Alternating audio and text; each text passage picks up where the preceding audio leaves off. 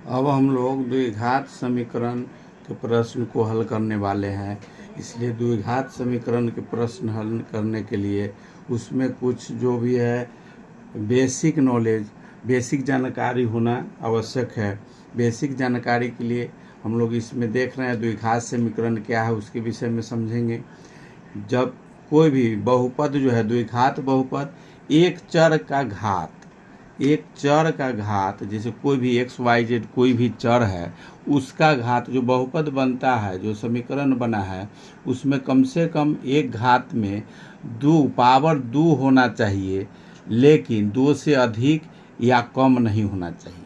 जो समीकरण बनेगा उसको चर मान पर, जैसे XYZ जो भी चर मान है, उस पर अधिक से अधिक पावर 2 होना चाहिए, तब उस द्विघात समीकरण होगा।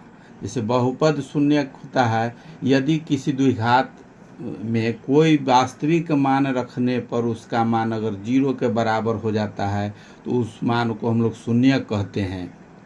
बहुपद में जो समीकरण होता है द्विघात समीकरण, उसमें अगर शून्य के बराबर हो जाता है उसको हम लोग शून्य कहते हैं। इसके विपरीत यदि कोई वास्तविक मान द्विघात समीकरण का शून्यक है, उसका अर्थ है कि वह मान समीकरण को संतुष्ट करता है। द्विघात समीकरण का रूप होता है ax² + bx + c के रूप में। द्विघात समीकरण दो प्रकार के होते हैं, एक शुद्ध द्विघात समीकरण और दूसरा होता है मिश्रित द्विघात समीकरण। शुद्ध द्विघात समीकरण जिस द्विघात समीकरण के अज्ञात राशि केवल वर्ग के रूप में रहता है उसे शुद्ध द्विघात समीकरण कहते हैं। जैसे x² -4, ये दोनों वर्ग के रूप में है। 25x² और -9, ये दोनों का वर्ग, तो अगर वर्गमूल तोड़ते हैं तो इसका 25 का 5x हो जाएगा, तो वर्ग के रूप में रहता है, वो शुद्ध द्विघात समीकरण हुआ। इसमें b बराबर हो जाएगा 0। b का मान इसमें नहीं है, x² है, इसमें x नहीं है, मतलब b का मान अगर 0 हो गया तो सिर्फ a का मान और c का मान है, तो शुद्ध द्विघात समीकरण हुआ। मिश्रित द्विघात समीकरण में b बराबर नहीं है 0, b का भी मान रहेगा, उसमें 0 नहीं रहेगा, तब इस तरह से समीकरण बनेगा, जैसे 4x² - 6x + 9। इसको मिश्रित द्विघात समीकरण कहते हैं। शुद्ध द्विघात समीकरण के मूल दो तरीके से निकाल सकते हैं, एक वर्ग विधि से और दूसरा गुणनखंड विधि से। मिश्रित द्विघात समीकरण का मूल निकालना वर्ग विधि एक गुणनखंड विधि है।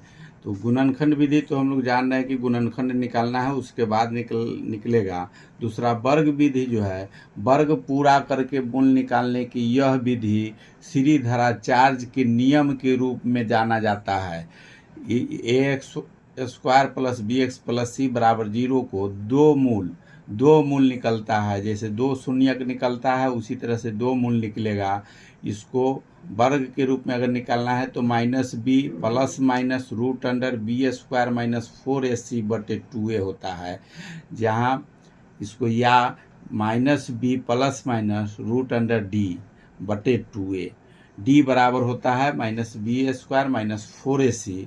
द्विघात समीकरण के मूल अल्फा और बीटा हो तो समुच्च जो है ये मध्यम ब्रैकेट के अंदर अल्फा बीटा को समीकरण का हल समुच्च कहा जाता है। द्विघात समीकरण के मूलों की प्रकृति जानने के लिए, चूंकि ax² + bx + c का मूल वास्तविक होगा कि नहीं, इसका पता लगाने के लिए b² - 4ac के मान निकालते हैं, उससे पता करते हैं।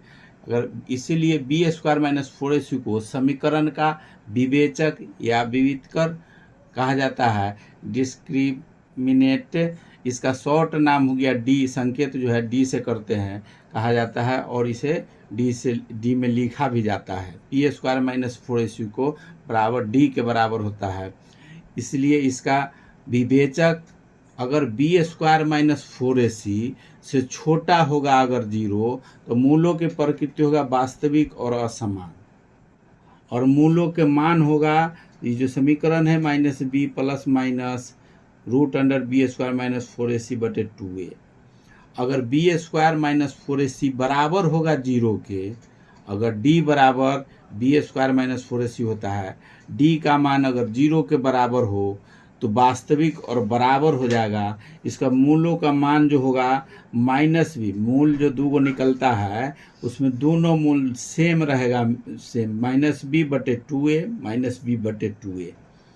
अगर बी स्क्वायर माइनस 4ac से बड़ा होगा जीरो तो मूल वास्तविक नहीं होंगे, मूल वास्तविक नहीं होंगे। तो वही विवेचक ये सब निकालने के लिए हम लोग को d का मान, d बराबर होता है बी स्क्वायर माइनस 4ac।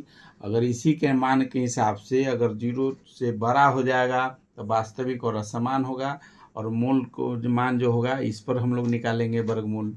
अगर मूल d बराबर बी स्क्वायर माइनस 4ac बराबर जीरो हो जाएगा तो वास्तविक और बराबर होगा, मूल जो होगा माइनस बी बटे 2a माइनस बी बटे 2a, दोनों मूल हो जाएगा, सेम रहेगा मूल।